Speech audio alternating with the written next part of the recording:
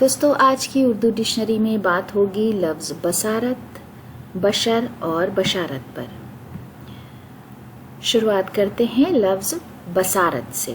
بصارت کا مطلب ہے بینائی، نگاہ، آنکھوں کی روشنی، بینائی کی طاقت، دیکھنے کی قوت۔ اس کے علاوہ فہم، عقل اور سمجھ کے لیے بھی یہ استعمال کیا جاتا ہے۔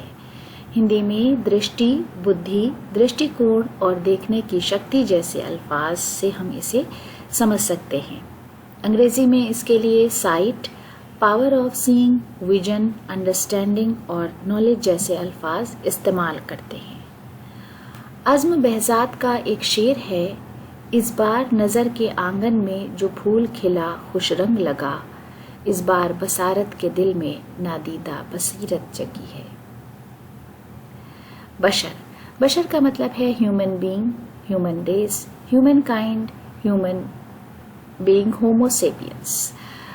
ہندی میں اسے ہم منشیہ، مانو، ویکتی، مانوتا، مانو جاتی جیسے الفاظ سے سمجھ سکتے ہیں۔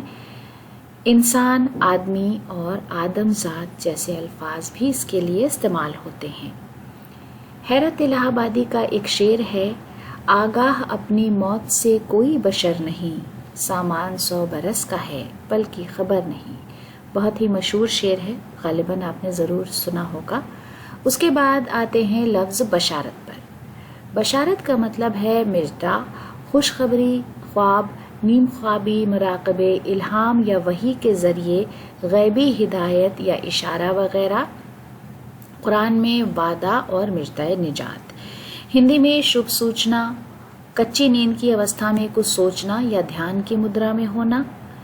انگریزی میں revelation, divine inspiration, happy dream اور vision, joyful annunciation made to one in sleep اور in a vision by some saint, glad tidings, good news. Quran میں پرومس، گڈ سالویشن میسج۔ تو یہ ہے بشارت کا مطلب۔